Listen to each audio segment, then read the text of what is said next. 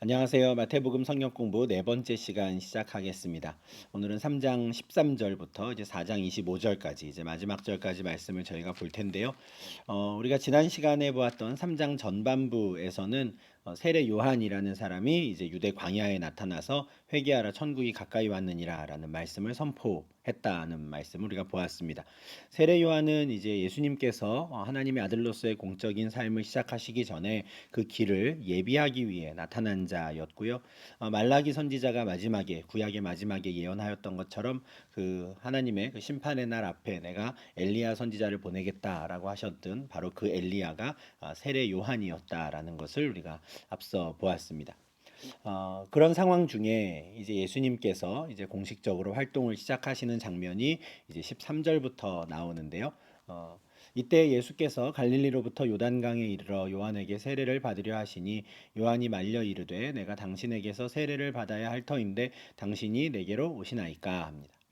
여기서 말하는 이때가 이제 앞서 말씀드린 그때 세례 요한이 요단강에서 세례를 베풀 때입니다. 세례 요한이 나타나서 회개하라 천국이 가까이 왔느니라 선포했고 그 선포가 점점 사람들에게 영향력을 발휘하면서 예루살렘과 유대와 요단강 사방에서 그를 찾아오는 사람들이 이제 있었던 것이고 그들이 이제 요한 앞에서 자신의 죄를 자복하고 이제 세례를 받는 일들이 벌어졌습니다. 어떤 좀 사회의 큰 운동과 같은 변혁 운동과 같은 일이 그렇게 벌어진 것인데 그 와중에 그때 예수님께서도 그 요단강에 가셔서 요한에게 세례를 받으셨다 하는 겁니다. 예수께서 갈릴리로부터 요단강에 이르렀다라고 하시는데 갈릴리가 원래 이제 예수님 사시던 가나안 북부 지역이고 근데 요한은 이제 요단강에서 세례를 주는 것이죠. 요단강은 저 북부에서부터 남부까지 쭉 내려오는 길인데 과연 어느 지점이 이제 세례 요한이 주로 세례를 베풀던 곳이었는가 뭐 학자들이 많이 찾았지만 우리 3장 5절에 있는 힌트가 있죠. 예루살렘과 유대와 요단강 사방에서 나왔다 해요. 그러니까 예루살렘 유대가 있는 남쪽 지역의 어느 한 요단강이 아닐까 싶은 것이죠. 그래서 저 북부 지역에 계시던 갈릴리 예수님에게서 남부 지역 요단강까지 내려오시지 않았을까 이렇게 저희가 추정을 합니다. 현재 이제 구글 지도상으로 보면요. 아마 학자들이 뭐 나름대로 열심히 이제 연구를 했겠죠. 그래서 예수님께서 세례받은 지역이 여기쯤일 것이다라고 추정하는 지역이 저렇게 좀 표시가 됩니다. 가나안 땅 남부에 있는 사해 위에 보면 여리고라고 하는 마을이 지금도 있고요. 그 여리고 그 옆에 보면 예수 그리스도께서 세례받았던 지역이라고 하는 이제 요 표시가 구글 지도상에도 나오거든요. 물론 뭐 정확히 알 수는 없습니다. 그렇지만 방금 말씀드린 것처럼 예루살렘과 유대라고 하는 그 지역이 있기 때문에 남쪽으로 추정이 되는 것이고 요단강 사방에서 사람들이 좌우에서 몰려오기에 좋은 곳이 어디일까? 사해 바로 위쪽 지역일 것이다. 이 정도로 아마 추정을 하는 것이죠. 원래 예수님께서 사시던 곳은 저 위에 이제 나사렛이라는 동네였습니다. 갈릴리 나사렛에 사시던 예수님께서 이제 세례를 받으러 요단강까지 오신 것이죠. 남쪽까지 내려오신 것인데 아마 당연히 걸어서 육로로 이동을 하셨을 것이고 예수님께서 평생의 삶을 통해서 주로 계속해서 이제 걸어 다니시면서 이제 사역을 하시는데 이제 그 출발이 이제 남쪽으로 내려와 요단강에서 요한에게 세례를 받으시는 것으로 이제 공적인 사역을 시작하시는 겁니다. 근데 다른 사람들이 찾아올 때에는 그들의 죄사함의 고백을 듣고 세례를 베풀었던 요한이 예수님께서 오셔서 내가 세례를 받겠다라고 하실 때는 말립니다. 당신에게서 내가 세례를 받아야 됩니다. 이렇게 말을 하죠. 요한은 예수님이 누구인지 알고 있었던 겁니다. 물론 그것을 알고 있었으니 또 이렇게 선포도 했겠지요. 우리가 지난주 보았던 11절 말씀인데요. 나는 너희로 회개하기 위하여 물로 세례를 베풀거니와 내 뒤에 오시는 이는 나보다 능력이 많으시니 나는 그의 신을 들기도 감당하지 못하겠노라 해요. 내가 지금 물로 세례를 베풀며 대단한 일을 하는 것처럼 보이지만 내 뒤에 오시는 분은 나와 비교가 되지 않는 분이다. 나보다 훨씬 더 큰 능력을 갖고 계신 분이다. 심지어 나는 그분의 신을 들어드리는 그 종노릇하기도 마땅치 않을 정도로 나와는 큰 차이가 있는 분이다 했고요. 이어지는 내용 말씀에서도 그분은 성령과 불로 너희에게 세례를 베푸시는 분이다. 이렇게 이제 가르쳤지요. 나는 물로 세례를 베풀지만 그분은 성령과 불로 세례를 베푸시는 분이다 해요. 근데 요한은 이 예수님이 자신에게 세례를 받으러 왔을 때 이분이 바로 사람들에게 성령과 불로 세례를 베푸실 분이라는 걸 알고 있었던 것이죠. 어떻게 알았을까 한번 생각을 해보면 우리 이 누가복음 1장에서 보았던 대로 이 세례 요한은 잉태의 순간부터도 예수님의 잉태의 표적이 되는 사람이었지요. 사가랴와 엘리사벳 사이에서 태어난 아들이었고요. 그 엘리사벳은 이제 예수님의 어머니 마리아와 친척 관계였습니다. 그러니까 아마 태어나면서부터도 계속해서 이야기를 들었겠죠. 너희 친척 마리아가 낳은 아들, 저 예수가 이 땅의 메시아가 될 사람이다. 하나님의 아들이다라는 이야기를 들었을 겁니다. 그동안 장성하여 자라는 동안에 아마 자주 만나지는 못했을 것 같아요. 왜냐하면 예수님은 갈릴리 나사렛에서 사셨고 이 사가랴와 엘리사벳 가정은 유대에서 살던 사람이었고 나중에 장성하여서 세례 요한은 유대 광야에 나가서 살았기 때문에 아주 많은 접촉은 없었을 것 같은데 그래도 알고 있었던 것이죠. 어느 분이 이제 마리아가 낳은 아들 예수라는 걸 알고 있었던 것 같고 그러다 보니 이제 예수님께서 오셨을 때 말리는 것이죠. 당신이 나에게 세례를 주셔야 합니다라고 말렸던 겁니다. 근데 예수님께서 그렇게 하라라고 말씀을 하시죠. 나에게 세례를 주라 하십니다. 그러면서 하시는 말씀이 굉장히 특별한데요. 이제 허락하라 우리가 이와 같이 하여 모든 의를 이루는 것이 합당하니라 해요. 여기서 말하는 이 모든 의가 무엇일까 참 궁금한데요. 5장 17절에서 예수님께서는 내가 율법을 폐하러 온 것이 아니고 완전하게 하려 왔다라고 말씀을 하시거든요. 율법의 의를 이루시기 위해 왔다라고 하시는데 사실 세례는 율법에 있는 내용이 아닙니다. 율법에서는 할례를 이야기하지요. 그래서 이 세례를 받는 것은 율법과는 관련이 없는 일입니다. 여기서 말하는 모든 의는 이제 율법의 의와는 다른 것이죠. 그러면 여기서 말하는 예수님이 말씀하신 의가 무엇이고 왜 세례를 받는 것이 그 의를 이루는 것이 합당한가? 우리가 한번 좀 고민할 필요가 있습니다.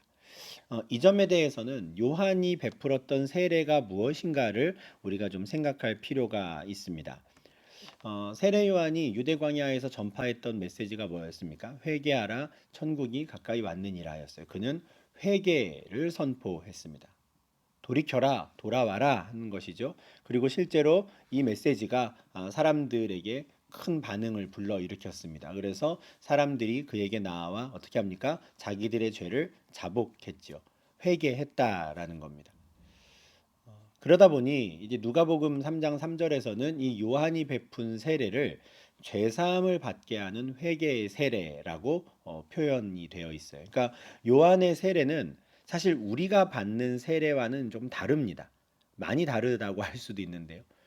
우리가 받는 세례는 우리가 지금 머릿속에 떠올리는 그 세례는 성부, 성자, 성령 하나님의 이름으로 받는 세례이고요. 그 세례는 내가 예수 그리스도를 믿는 사람입니다라는 것을 고백하는 사람에게 하는 거룩한 표시로서의 세례이지요.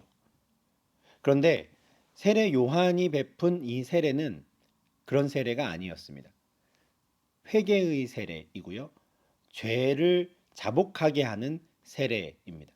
그러니까 우리가 받는 세례는 그 믿음으로 말미암아 내가 그리스도와 연합한 자입니다라는 것을 나타내는 상징적인 예식이라면 이 요한이 베푼 세례는 어둠 속에 있던 자들이 저는 이제 하나님께로 돌아가고 싶습니다라고 돌이키는 세례인 거예요.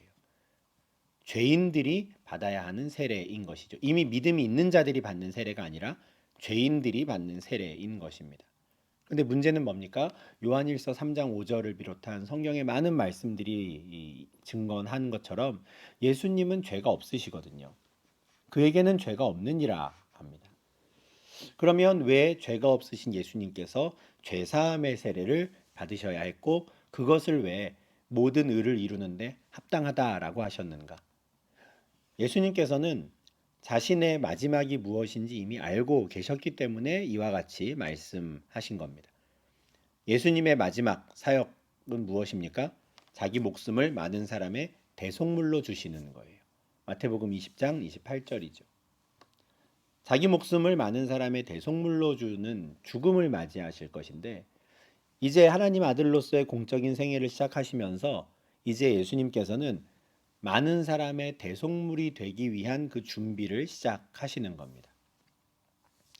사실 예수님께서 자기의 목숨을 다른 사람을 위해 내어주신다. 그래서 예수님이 죽으셨다라고 하는 개념도 방금 우리 앞에 보았던 요한일서 말씀과 연결해 보면 좀 말이 안 되거든요. 사람이 죽는 이유가 뭡니까? 죄인이기 때문에 그래요.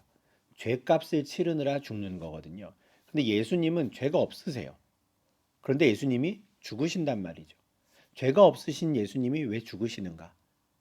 예수님은 당신의 목숨을 많은 사람의 대속물로 주기 위함인 것이죠. 마찬가지입니다. 죄가 없으신 예수님이 왜 요한의 죄사함의 세례를 받으시는가? 예수님은 자기 목숨을 대속물로 주기 위한 준비를 하시는 겁니다. 세례 요한을 찾아가셨던 그 예수님은 하나님의 아들로서 그를 만난 것이 아니에요. 하나님의 아들로서 그를 만났다면 요한이 한 말이 맞죠. 제가 당신께 세례를 받아야 합니다라는 말이 맞아요. 그런데 예수님은 지금 하나님의 아들로서 요한을 찾아간 것이 아니라 하나님의 어린 양으로 대속 제물로 그를 찾아간 것입니다. 온 세상의 죄를 짊어질 그 죄인의 모습으로 요한에게 간 것이기 때문에 죄인이 받아야 하는 죄사함의 세례를 받는 것이 합당하다. 그것이 예수님의 모든 사역을 이루는데 합당하다는 것이죠. 모든 의를 이루는데 합당하다 하는 겁니다. 이처럼 요한의 세례와 우리의 세례, 우리가 받는 세례는 달라요. 이것이 단적으로 나타나는 구절이 사도행전에 있습니다. 사도행전 19장 3절에서 5절인데요. 바울이 이르되 그러면 너희가 무슨 세례를 받았느냐 대답하되 요한의 세례니라. 바울이 이르되 요한이 회개의 세례를 베풀며 백성에게 말하되 내 뒤에 오시는 이를 믿으라 하였으니 이는 곧 예수라 하거늘 그들이 듣고 주 예수의 이름으로 세례를 받으니 합니다.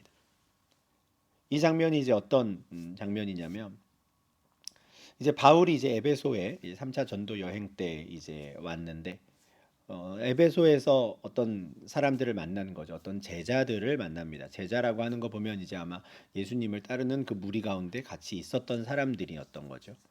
근데 이제 바울이 이렇게 묻는 거예요. 너희가 세례는 받았느냐 하니까 우리가 요한의 세례를 받았다라고 대답을 합니다. 여기서 말하는 이 요한의 세례는 죄사함의 세례를 받았다는 거거든요. 그런데 바울이 그걸로 충분하지 않다 말하는 거예요.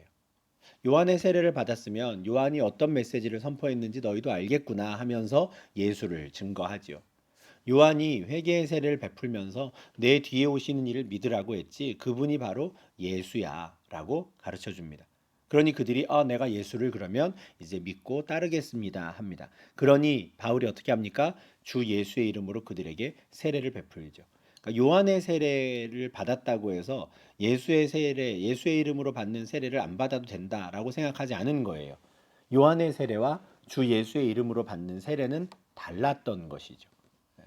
삼위 하나님의 이름으로 주는 예수님께서 승천하실 때 너희가 모든 민족을 제자로 삼아 아버지와 아들과 성령의 이름으로 세례를 주라 할 때 그 세례와 요한의 세례는 달랐던 것입니다. 이것을 사도들도 알고 있었고 바울도 알고 있었고 그래서 요한의 세례를 받은 자들에게 주 예수의 이름으로 다시 세례를 베푸는 것이죠. 이제 그들 가운데 하나님 주 안에서 연합하는 일이 일어났다라는 것을 확실하게 이제 표시를 내는 것입니다.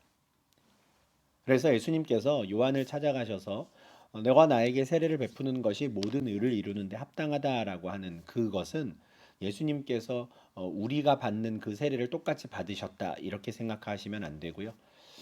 이제 모든 사람의 대속 제물이 되시기 위한 준비를 시작하시며 하나님의 어린 양으로서 온 세상의 죄를 뒤집어 쓴 한 죄인으로 요한에게 나아가셔서 요한으로부터 그 죄사함의 세례를 받으셨다. 우리와 똑같은 상황에서 출발하신 것이다 하는 것을 우리가 좀 생각할 수 있으면 좋겠습니다. 그렇게 해서 예수님께서 이제 세례를 받으셨어요. 우리가 번역상으로는 이제 세례라고 하지만 엄밀히 말하면 침례였을 겁니다. 요단강에 강물에 완전히 들어갔다 나오는 방식이죠. 제가 이제 장로교 목사이기 때문에 저는 침례가 아니라 이제 머리에 물로 이제 안수하는 물을 뿌리는 형태인 세례를 받은 사람이고 지금도 저도 세례를 집례할 때는 그렇게 하지만 사실은 침례라고 하는 그 방식이 원래 그 세례의 의미에는 훨씬 더 부합하는 좋은 방식이라고 생각합니다. 물속에 완전히 잠길 때 내가 예수 그리스도와 함께 죽었다라는 것을 온몸으로 체감하게 될 것이고요. 다시 올라올 때 내가 그리스도와 함께 부활했다라는 것을 다시 한번 또 온몸으로 체감하는 것이죠. 그래서 굉장히 강렬한 기억이 될 것 같아요. 3번 물에 들어갔다 나오는 이 경험이 평생의 삶에도 굉장히 좀 기억에 남을 것 같고, 아, 내가 그렇게 그리스도와 연합해서 죽고 다시 산 자다라는 것을 확신을 갖는 데에도 참 도움이 될 것 같습니다. 그리고 다른 사람이 침례를 받는 것을 보면 또 그때의 기억이 생생하게 떠오를 수 있겠죠. 그래서 참 좋은 방식이지만 다만 침례만이 옳은 방식이냐? 그거는 아닙니다. 침례뿐만 아니라 물을 붓는 것도 괜찮고요. 물을 뿌리는 안수하는 형태도 괜찮고요. 형식에는 관계가 없습니다. 그래서 이제 우리가 보통 세례라고 이제 통칭을 해서 설명을 하는데, 예수님께서는 이제 침례를 받으셨을 것이고 그렇게 받으시고 물에서 올라오십니다. 그때 놀라운 일이 벌어지지요. 하늘이 열리고 하나님의 성령이 비둘기같이 내려 자기 위에 임하심을 보시고요. 또 하늘로부터 소리가 있어 이는 내 사랑하는 아들이요 내 기뻐하는 자라라는 말씀이 들리는 겁니다. 세례를 받으실 때 하늘이 열렸다. 그리고 성령이 비둘기같이 임했다 합니다. 이 구절로 인해서 초대교회에 이제 이단이 있었죠. 원래 마리아가 낳은 아들 예수는 요셉의 아들이고, 그러니까 요셉과 마리아의 그 육체적인 관계에서 태어난 그냥 지극히 평범한 사람이었는데, 그가 세례를 받을 때 하나님의 성령이 그에게 임했고 그 순간부터 예수가 하나님의 아들로 변했다. 하나님의 아들이 되었다라고 말하는 이단이 있었습니다. 그러나 그렇지 않습니다. 그들이 그렇게 말하는 이유는 어떻게 거룩하신 하나님의 아들이 이 악한 인간의 몸에 들어갈 수 있겠는가? 그런 일은 불가능하다라고 하다 보니 이제 그런 이단으로 이제 빠지게 되었는데요.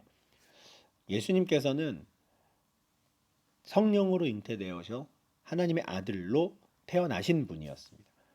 그리고 누가복음 말씀에서 지난 시간에 찾아보았지만 예수님 12살 무렵에 이미 성전에서 성전을 아버지의 집이라고 부르셨잖아요. 그러니까 예수님께서 당신이 하나님의 아들이시다라고 하는 자의식이 이미 있었던 겁니다. 30살 즈음에 요한에게 세례를 받을 때 그 이후부터 아, 내가 하나님의 아들이었구나라는 걸 깨달은 게 아니라 원래 알고 계셨어요. 그러면 왜 굳이 세례를 받으시고 올라오실 때 하늘이 열리고 하나님의 성령이 비둘기같이 내려오는 이런 어떤 세레모니랄까요? 예식을 거행하셨을까? 하나님께서 일부러 그렇게 하신 것인데, 예수님 입장에서는 이것이 이제 아마 대관식과 같이 여겨지셨을 수도 있습니다. 기름을 붓는 것이죠. 성령이 비둘기같이 내려서 예수님 위에 임하는 그 기름을 붓는 것이고요. 또 다른 의미가 있습니다. 요한을 위해서 필요한 일이었습니다. 요한을 위해서. 요한복음 1장 32절에 이런 말씀이 있거든요. 요한이 또 증언하여 이르되 내가 봄에 성령이 비둘기같이 하늘로부터 내려와서 그의 위에 머물렀더라 해요. 그러니까 성령이 내려오는 것을 예수님만 보신 게 아니라 요한도 같이 본 것이죠. 세례를 베푸는. 내가 그걸 봤다 말이에요. 근데 이게 왜 중요하냐면 이어지는 말씀입니다.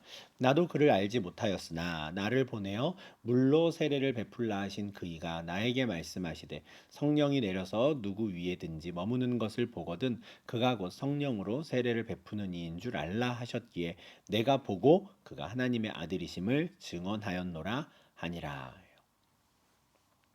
솔직히 말하면 나도 그를 정확히 알지 못했다는 거예요. 성령과 불로 세례를 베푸는 분에 대해 정확히 알지는 못했다. 그런데 나에게 물로 세례를 베풀라고 하신 그분이 누구겠습니까? 하나님이시죠.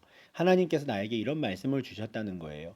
너를 찾아오는 많은 사람들에게 너가 이제 세례를 베풀 텐데 그때에 성령이 내려서 그 위에 머무는 자가 있다면 바로 그 사람이 성령으로 세례를 베푸는 사람인 줄 알아 라는 말씀을 주셨던 거예요. 그러니까 요한이 계속 그 사람을 기다리고 있었던 것이죠. 세례를 계속 베풀면서 혹시 성령이 하늘로부터 임하는 사람이 있는가를 기다렸는데 예수님께 세례를 베풀었을 때 그 일이 벌어지는 겁니다. 하나님께서 요한에게 알려주시는 거죠. 그 사람이 바로 하나님의 아들이다 라는 거. 그 사람이 바로 성령으로 세례를 베풀 사람이야 라는 걸 알려주시기 위해서 그와 같은 의식을 행하신 것이죠. 성령을 비둘기와 같이 예수님 위에 임하게 하신 겁니다.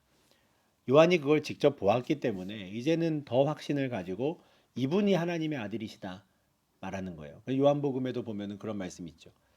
제자들을 향해서 보라 세상 죄를 지고 간 하나님의 어린 양이로다. 요한이 어떻게 그 확신을 가지고 그런 선포를 하겠습니까? 자기가 봤거든요. 세례를 베풀 때 예수님 위에 성령이 임하는 것을 보았기 때문에 그 확신을 가지고 그렇게 증언할 수 있었던 것입니다. 근데 요 요한복음 1장 33절에 나도 그를 알지 못하였으나라고 하는 이 말씀을 우리가 좀 한번 생각을 해보면, 우리 마태복음 우리가 지금 살펴보고 있는 요 말씀에서 예수님께서 그에게 나타나셔서 이제 세례를 받으려고 했을 때 요한이 내가 당신께 세례를 받아야 하는데 왜 나에게 세례를 받으시려고 하십니까? 이렇게 말했잖아요.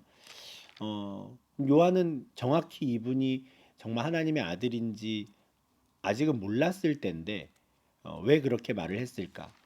그래서 이제 아까 말씀드린 것처럼 어머니로부터 이제 들었던 내용이 있다 보니, 이 사람이 마리아의 아들 이 예수가 하나님의 아들이다라는 것을 이제 좀 머리로는 알고 있었던 것이죠.